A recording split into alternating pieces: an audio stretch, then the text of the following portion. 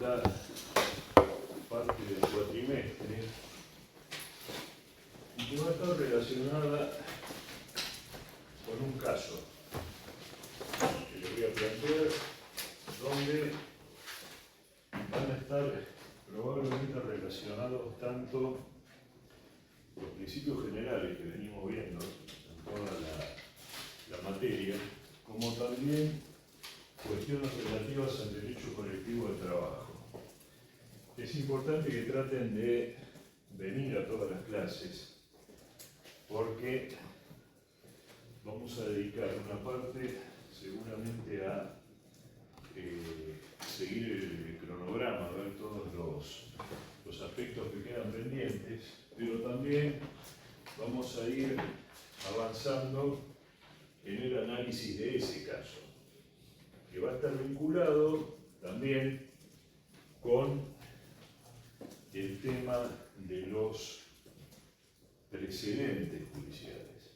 Es decir, hasta ahora nosotros hemos visto que las fuentes de derecho del trabajo son básicamente normas de alcance general, normas legales, convenios colectivos de trabajo, las normas de orden jerárquico supralegal, la Constitución Nacional, los tratados de derechos humanos, etc.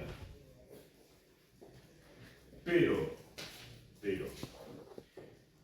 el trabajo del abogado práctico, que es lo que van a hacer ustedes dentro de muy poco tiempo, es el estudio de casos. Yo les digo que, porque mal estaría que venga a decirles que las normas generales no sirven para nada. O sea, yo puedo ser, digamos, puedo ser un realista desde el punto de vista jurídico, pero no le puedo decir esto. Lo que sí le puedo decir es que cuando venga una persona y les diga a ustedes, bueno, vea doctor, doctora, tal, ustedes se van a encontrar con un hombre, como diría Genaro Carrió, multidisciplinario. Es decir, va a mezclar temas de familia con temas de trabajo, y ustedes, de todo eso que les comenta esta persona, van a tener que filtrar las cosas que son importantes y ver cómo construyen y le dan una solución al sujeto de demandas. Y cuando ustedes tengan construidos los hechos de ese caso y quieran ver, por ejemplo, vamos a suponer que les traen un caso laboral, pero esto que yo les quisiera transmitir, mi idea es que no les sirva solamente para el derecho del trabajo, sino para cualquier caso que les puedan trasladar.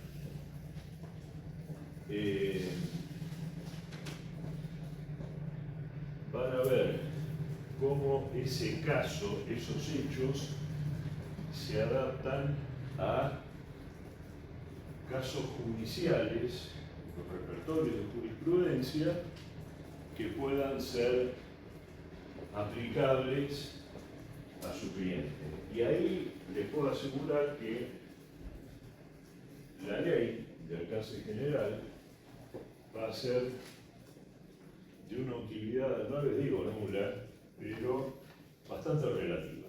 Es decir, ustedes pueden, a partir del momento en que examinan un caso judicial parecido, ya resuelto, y parecido al que les trae su cliente, ya van a saber cómo argumentar para ver si la ley es aplicable a ese caso o no. Esa es la idea general, básicamente, del caso que vamos a empezar a ver a partir de la semana próxima. Entonces es la idea de caso por una parte y precedente judicial.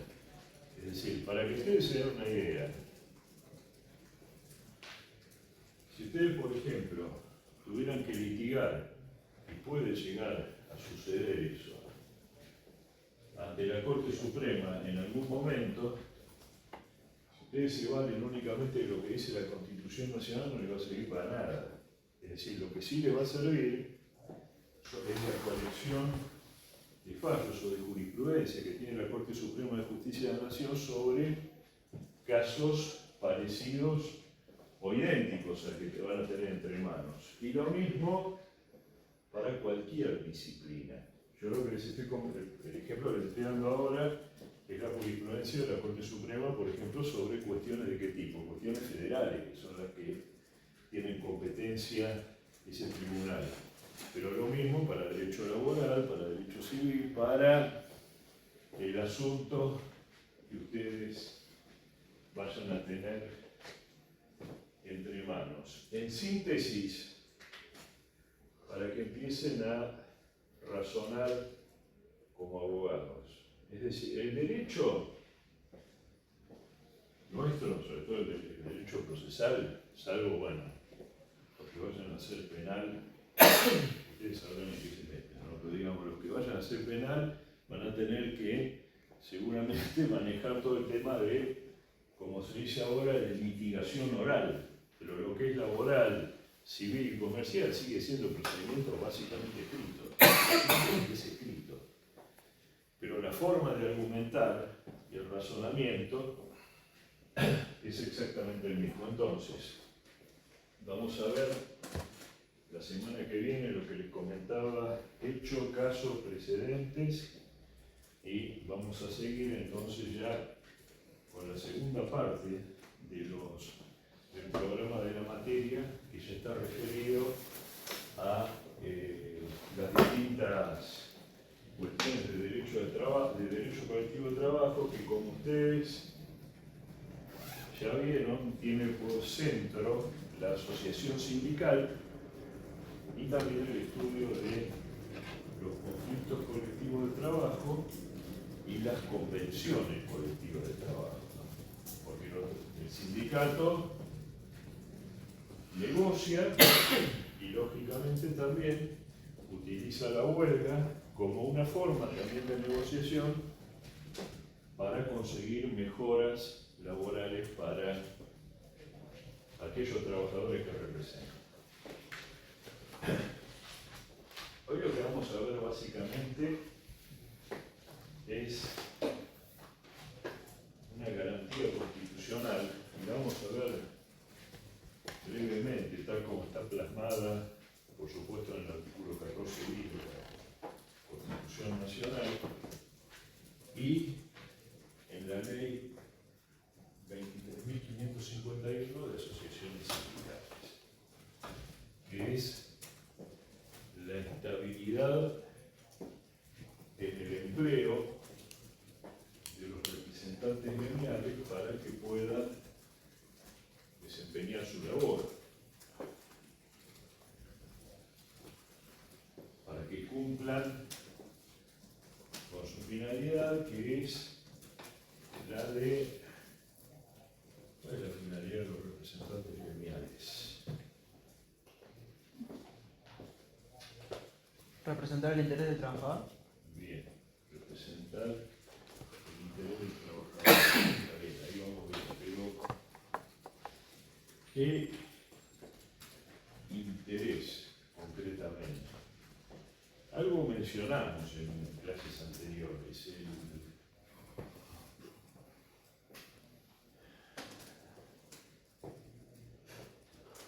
¿qué es lo que caracteriza el derecho colectivo del trabajo? El derecho individual vimos que el centro es la relación de dependencia, ¿no? Es lo que caracteriza al contrato de trabajo. Ahora, el derecho colectivo del trabajo, hablamos de dos nociones en clases anteriores. Una era la de la categoría profesional, pero esa categoría profesional que está asignada o caracterizada por condiciones de vida, sociales, económicas y de trabajo, elementos en común, que tienen un conjunto de trabajadores en abstracto, que es un concepto casi socioeconómico, ¿no? Esa categoría, ¿qué tiene en común para ser defendida. También un interés, ¿no? Un interés profesional. Y acá el representante gremial, está bien lo que se dijo recién, representa el interés del trabajador, pero cuidado porque acá tenemos que ser precisos. Una cosa es el interés del trabajador individualmente considerado, y el otro es que es el interés profesional, ¿no? Porque acá nos movemos en un campo en el cual tenemos que hacer una especie de equilibrio entre las dos situaciones. Yo, por ejemplo, como trabajador, puedo tener derechos individuales que me reconoce la ley laboral y el convenio colectivo de trabajo en el que estoy comprendido. Por ejemplo, el derecho a que se respete mi jornada de trabajo, que no se disminuya mi sueldo, etc. Y un tema distinto es el interés de la categoría, el interés colectivo. Porque, por ejemplo, y acá viene también otra clasificación importante dentro de lo que es el derecho de trabajo, porque hay cuestiones que se dice que son de hecho y otras de derecho. Por ejemplo,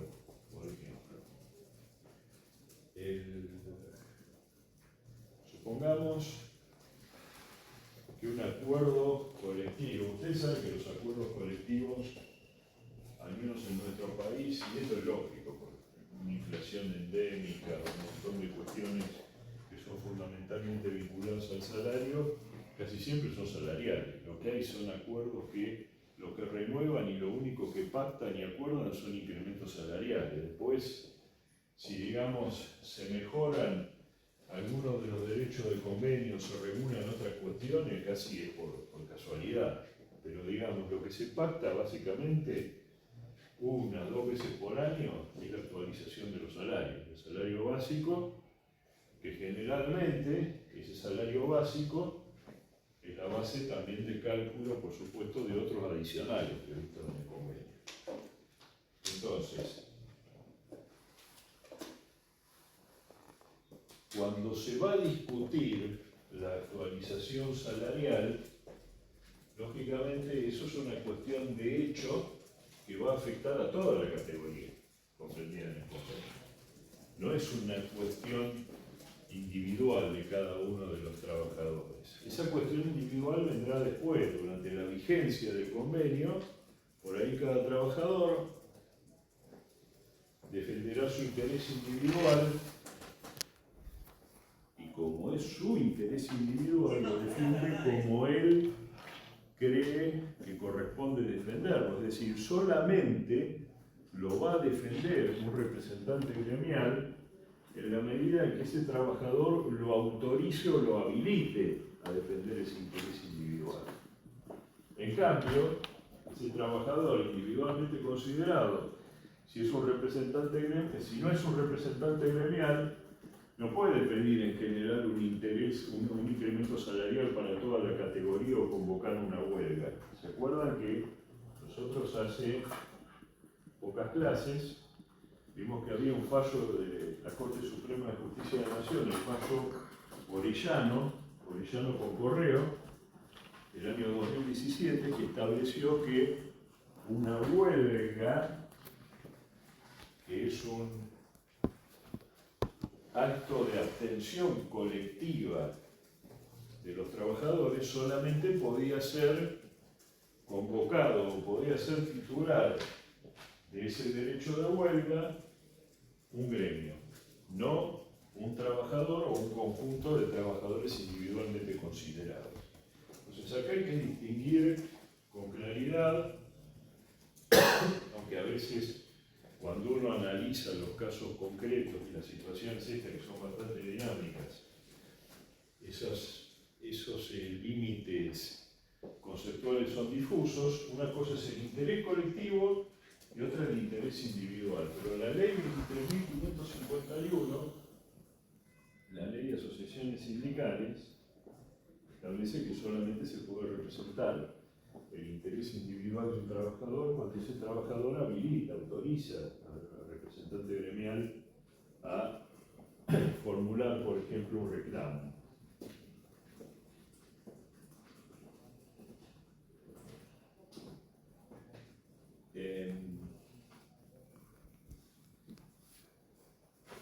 Por eso, cuando uno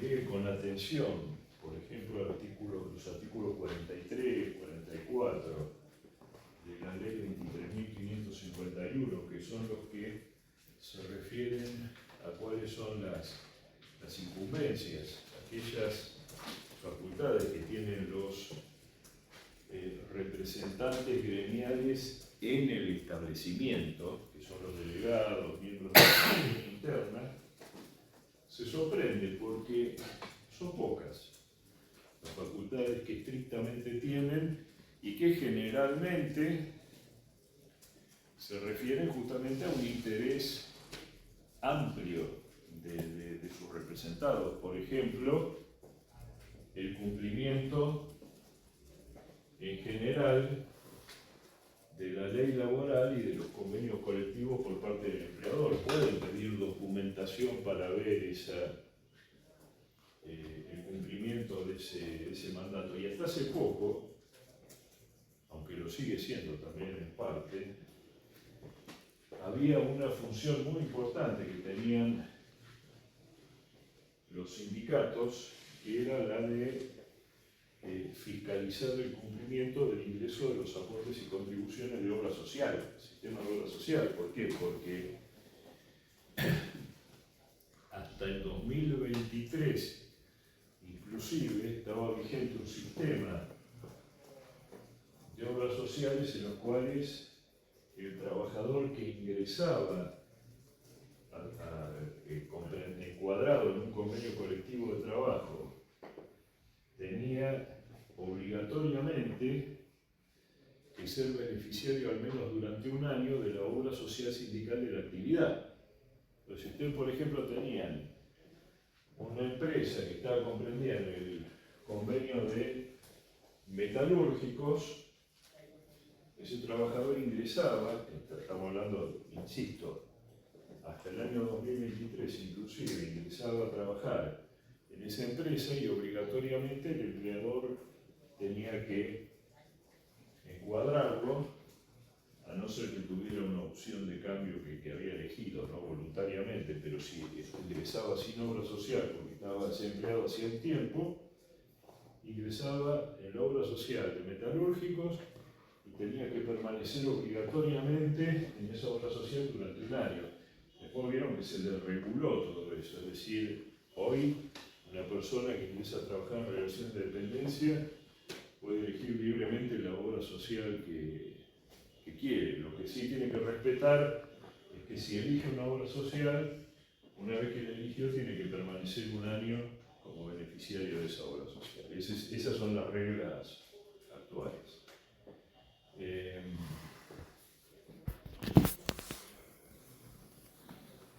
interés colectivo pueden, por ejemplo, representar? Fíjense que también hay una regla y esto también tiene una lógica. Es decir, cuando el trabajador menos calificación tiene, o cuando tiene un nivel salarial o de tareas asignadas menor, también requiere, por allí, mayor asistencia del sindicato, mayor amparo, mayor protección, y esos son los casos más comunes en los cuales los trabajadores solicitan o autorizan al delegado gremial a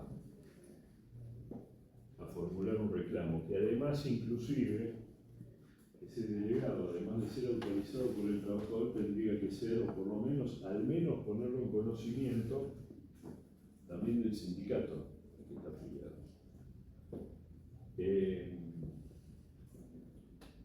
Y después tienen también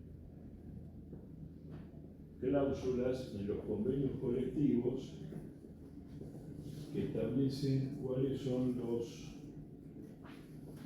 las funciones, las tareas o los límites de lo que pueden hacer o no los representantes gremiales dentro de la empresa.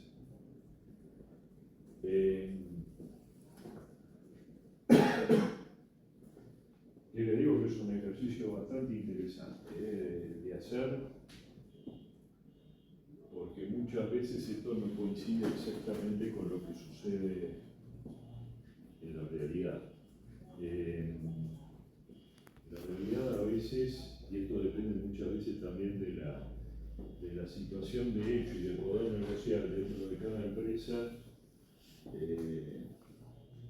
las relaciones gremiales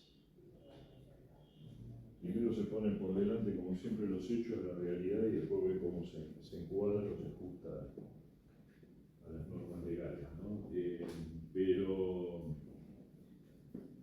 el derecho colectivo del trabajo, donde se discuten cuestiones salariales, es decir, cuestiones vinculadas a la supervivencia de las personas que están encuadradas en el convenio, los niveles de ocupación y demás, lógicamente dan lugar a cuestiones de hecho, a cuestiones fácticas, que a veces desbordan los marcos legales, ¿no? No estamos hablando ni de derechos civiles. Yo no adhiero a esa posición, pero algo de cierto tiene. Ustedes conocen a Ackerman, ¿no? Yo van a hablar de Mario Ackerman, digamos, decir de Ackerman es un maestro, pero él, por ejemplo, dice: ustedes cursaron derecho civil, es obligación, ¿vieron la obligación? Bueno, él dice que la relación de trabajo, o la relación, que el núcleo de la relación de dependencia, no es una relación obligacional desde el punto de vista jurídico de la misma manera que lo es en el derecho civil, en el derecho común, sino que es una relación de poder. Algo de cierto tiene, porque hemos visto también que justamente hay una relación de dependencia, es decir, la situación es desigual, sobre todo en el plano individual. Lo que pasa es que justamente para eso están los sindicatos, o están por lo menos los convenios colectivos de trabajo, que de alguna manera hacen de contrapoder social, digamos, de esa situación de superioridad en materia de negociación que tiene el empleador. Pero bueno, ¿por qué les comento todo esto? Porque eso explica también la razón de ser del derecho colectivo y por qué a veces es tan tumultuosa esta rama o las situaciones que regula este derecho, a diferencia de otras en las cuales se parte de un paradigma distinto, ¿no? De la igualdad de los individuos, civil, comercial.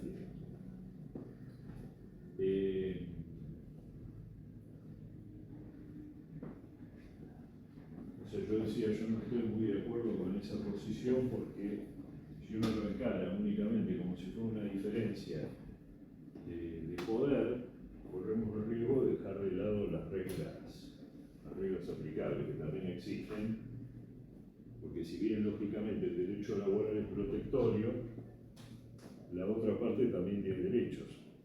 Entonces es un tema complicado. Por eso, acá en teoría general del derecho donde discutimos estas cuestiones, ¿no? Estabilidad del representante legal en el empleo. Eso es todo lo que dice el artículo 14 bis de la Constitución Nacional.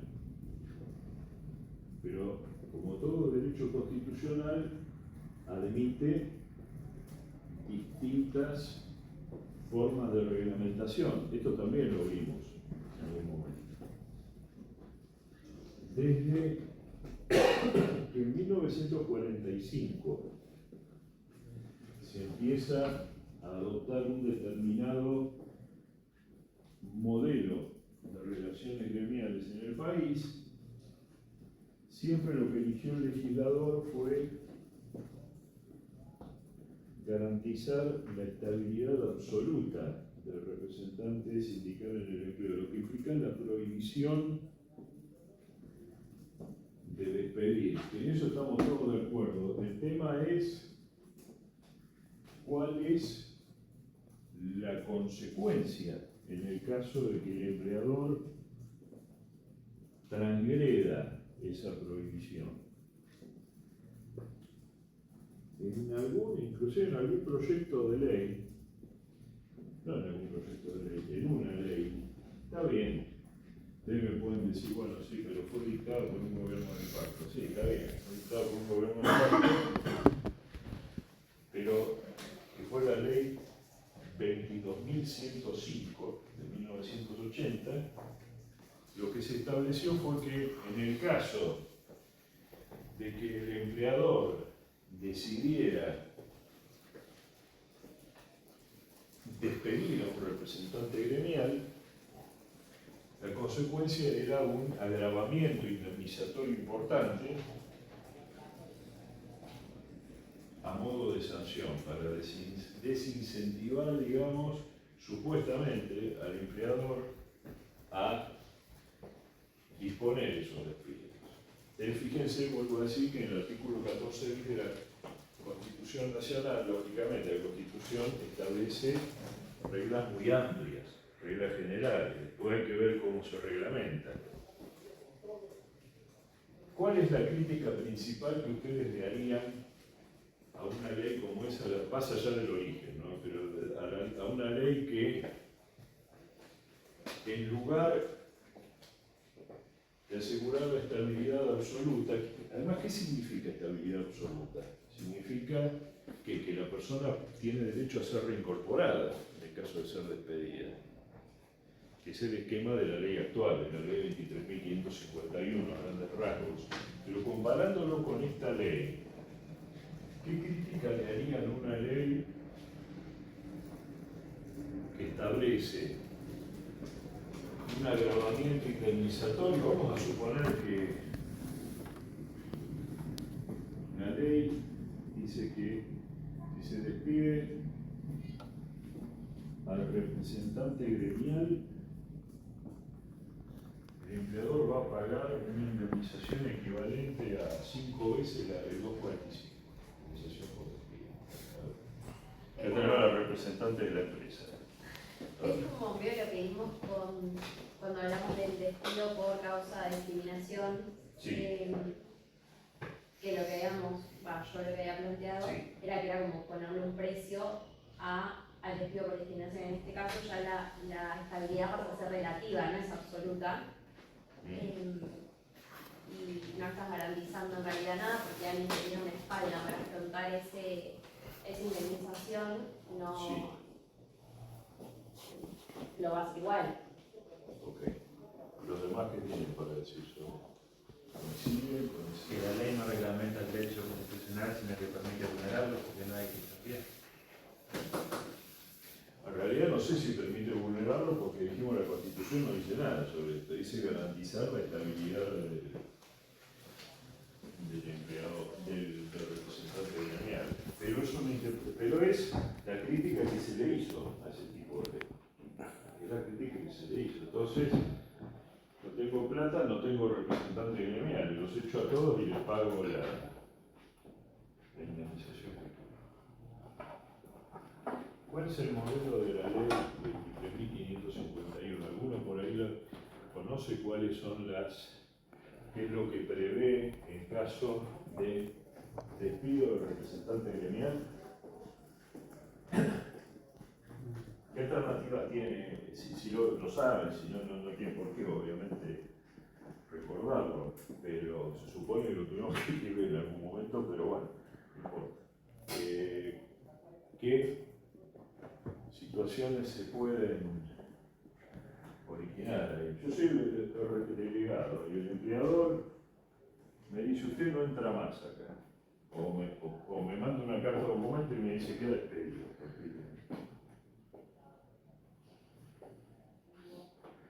Para la ley 23.551 es como si lloviera esa carta de documento, o si hay una negativa de tareas. Bueno, si hay una negativa de tareas, directamente lo que es una cuestión de hecho, ¿no? Pero si recibe una carta de documento, que me despide, yo no sé, les digo, si es más grosero mandar una carta de documento que directamente no dejar entrar al representante gremial, porque además mandar la carta de documento es una muestra de ignorancia, pero digamos, la carta de documento es un despido inválido, nulo, ineficaz. La negativa de tarea, bueno, el trabajador obviamente reclamará, le recordará su condición de representante gremial al empleador.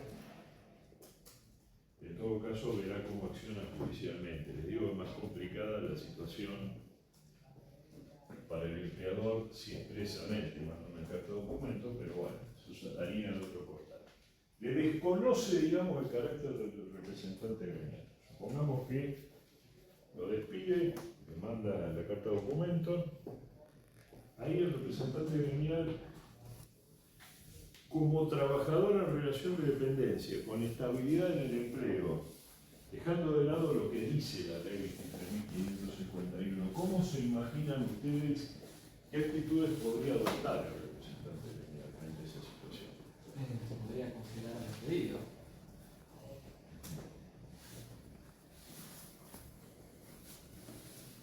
¿Qué otra alternativa coincide con lo que dijo el compañero?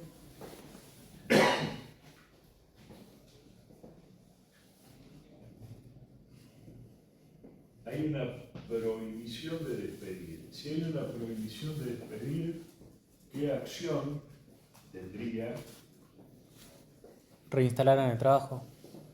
la reinstalación exactamente en el puesto de trabajo? Y acá también hay una voz solitaria de Ackerman, que en su momento yo recuerdo haber leído un trabajo de él, porque tal como lo plantea la ley 23.551, está bien lo que dijeron los dos, es decir, el trabajador, el representante gremial que recibe esa comunicación puede reclamar la reinstalación en el puesto de trabajo invocando la nulidad del acto de despido y reclamando judicialmente, además de esa reinstalación, los llamados salarios de trámite que se vayan devengando por justamente el despido es inválido, subsiste la relación laboral y sigue generando sus efectos normales, que son, en este caso, el devengamiento de salarios.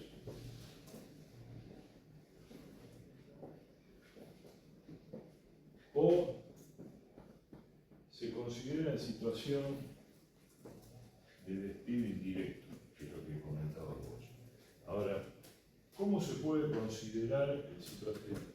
¿Cómo lo resuelve desde el punto de vista de la lógica jurídica, que es lo que vemos acá también? ¿Cómo puede considerarse en situación, no es contradictorio que se pueda considerar en situación de despido si la ley le garantiza estabilidad?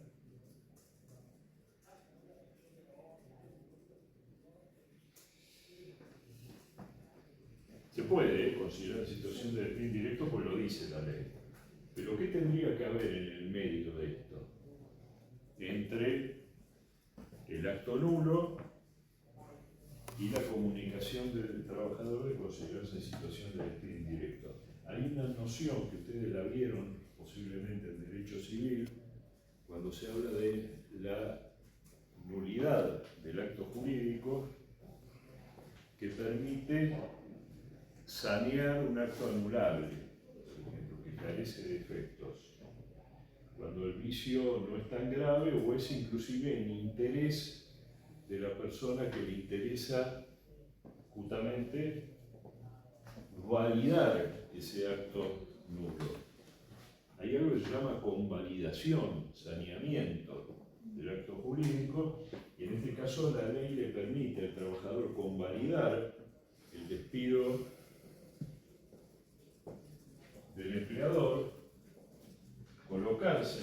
indemnización de despido indirecto. ¿Para qué? Para reclamar, cuidado porque cuando está haciendo eso está justamente aceptando la medida del empleador. Para reclamar en ese caso, además de las indemnizaciones normales que puedan corresponder por un despido ilícito, un despido sin causa, una indemnización equivalente a los salarios que le quedarían pendientes de vengamiento hasta la finalización del mandato y el año posterior de estabilidad adicional que lo reconoce la ley. Ustedes, no sé si lo hablamos esto, pero también la ley sindical reconoce un año de estabilidad adicional justamente como una garantía, una protección adicional para que al día siguiente del mandato no lo despida. Y ahí ya no puede pedir la reinstalación. No, si se consideró situación de despido, no.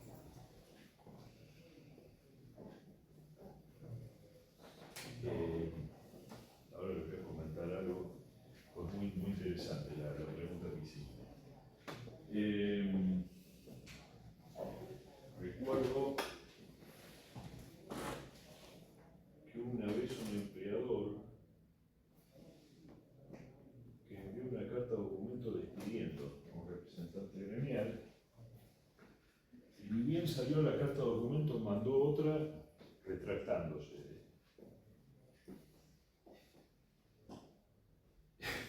Y el representante gremial dijo, no, ya es válido, pero aparentemente la retractación llegó antes. Claro, hizo efecto antes que el despido, entonces hubo una discusión ahí sobre... Pero, ¿por qué les comento esto? Porque vimos qué es lo que puede hacer entonces el trabajador que convalidaba el despido, el reclamo de esta indemnización especial, ¿sí? Entonces, ¿ustedes qué piensan que hacen la mayoría de los representantes gremiales que están en esta situación? ¿Convalidan el despido o reclaman la reinstalación? ¿Convalidan el despido? No, dicen que es nulo y que es por persecución. No, está bien, eso lo dicen todos. Ahí no hay... El tema es que reclaman, es decir, ¿qué opinan ustedes? En general, ¿qué hacen los trabajadores en estos casos? ¿Reclaman la reinstalación o dicen, no, dame la plata? Bueno, así directamente, la platita, como decir alguien más. ¿Qué? ¿Cómo? Claro. ¿Qué? ¿A dónde va a parar el interés profesional? Bueno, y la mayoría de los trabajadores, y bueno, ya quedan pocos mártires, yo digo, vamos, digamos, decir las cosas como son. En general, la mayoría de los trabajadores prefieren, como decía el viejo dicho chileno, bueno, no lo quiero decir porque es muy grosero, pero prefieren, digamos, que se satisfaga el crédito laboral, la indemnización agravada. Entonces, justamente Ackerman planteaba, desde un ángulo muy académico, muy técnico, muy fundado, que en realidad, y tenía razón, si hay un interés profesional no tendría que ser una opción, no tendría que existir esta opción. Le tendría que reclamar el trabajador la reinstalación en el cargo para el cual fue elegido por su compañero, para representarlo. Pero bueno, fíjese cómo son todas estas cuestiones, ¿no? Y después también hay otra cuestión que es a cuántos trabajadores se les reconoce la estabilidad en el empleo, porque vimos que hay representantes gremiales en el lugar de trabajo y representantes gremiales que tienen un cargo electivo y que por allí desempeñan esa función en la asociación sindical. Esto por no hablar de inclusive los delegados suplentes. Es decir, se presenta una lista, aparece una lista de postulantes a cargo de delegados gremiales, al mismo tiempo hay un listado de suplentes, que son los que justamente suplen al titular en caso de vacancia. Entonces, siempre se planteó también una discusión sobre si la tutela gremial de estabilidad en el empleo alcanzaba a los suplentes. Y también hay, por ejemplo, trabajadores que son elegidos como representantes gremiales y si son electivos únicamente a los efectos de cumplir funciones en un congreso de la asociación gremial o miembro de junta electoral, etc. Si correspondía o no reconocerles la tutela gremial a esos trabajadores. Yo me acuerdo una vez haber hablado con una persona que está en recursos humanos del SEAMSE. Temas insalubres si los hay, pero no insalubre por la actividad del SEAMSE y por lo que me comentó esta persona. Me decía, pero por esa es mi razón, me decía, nosotros tenemos tantos empleados y el 70% son representantes gremiales. ¿Por qué le digo? Y porque ahí estaban Nación, provincia, la ciudad de Buenos Aires y había delegados de todos los niveles, representantes gremiales de todos los niveles que se le pueden ocurrir y además la mayoría de esos representantes gremiales no eran delegados, o sea, los trabajadores del SEAMSE, sino de la asociación sindical que representaba a los trabajadores del SEAMSE. Y me dice, ¿usted le parece? Y a mí que me parece. La ley dice esto. La ley de modernización laboral, la ley 27.802, directamente eliminó la tutela gremial de los delegados suplentes y limitó la de los congresales. Dice que van a tener estabilidad en el empleo los congresales, pero restringida al tiempo durante el cual dure el Congreso o la Junta Electoral en la cual. Entonces hay una limitación, pero el esquema sigue siendo básicamente, y también es razonable, y tiene razón, porque comentó recién una compañera de que es una crítica muy fuerte y acertada. Es decir, si la estabilidad en el empleo se puede infringir con el pago de una indemnización agravada, y bueno, entonces la estabilidad pierde, digamos, se desvirtúa completamente. ¿No será que también como que ponen o admiten esa opción porque puede llegar a ser hasta más beneficioso para el trabajador? Como vos dijiste que, por ejemplo, muchos Considerarse representantes, situación de despido más beneficioso para... Claro, pero y ahí... que por eso, claro. con esa idea, lo permitan, como diciendo, bueno, si la mayoría elige quizá considerarse despedido, es favorable para ellos. Claro, por pero eso entonces, ahí la crítica que se hace es cuál es el interés profesional, o sea, el interés colectivo, porque ellos están defendiendo, claro, no está. o sea, están ahí no para cobrar una indemnización, Supongamos. sino para, bueno, claro. Sí, está bien, por eso digo, y además uno a veces se ríe y dice, bueno, si prefieren la plata, bueno, son humanos, entonces es la realidad.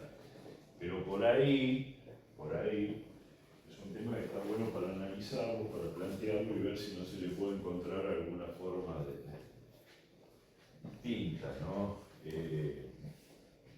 Vamos a suponer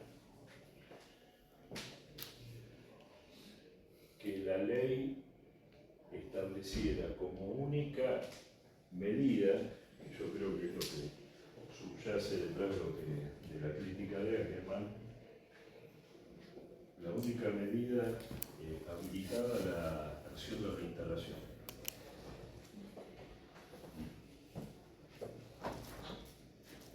Eso por allí también estaría más alineado con la finalidad de la estabilidad del empleo del artículo 14 bis. Pero bueno, son discusiones. Bueno, les pido entonces que vengan a las sucesivas clases, vamos a discutir estos temas, vamos a ir armando el caso, porque una vez que se arme, cada uno de ustedes va a tener que defender de forma más o menos simultánea con el segundo parcial las conclusiones a las que llegan en la tarea que fueron haciendo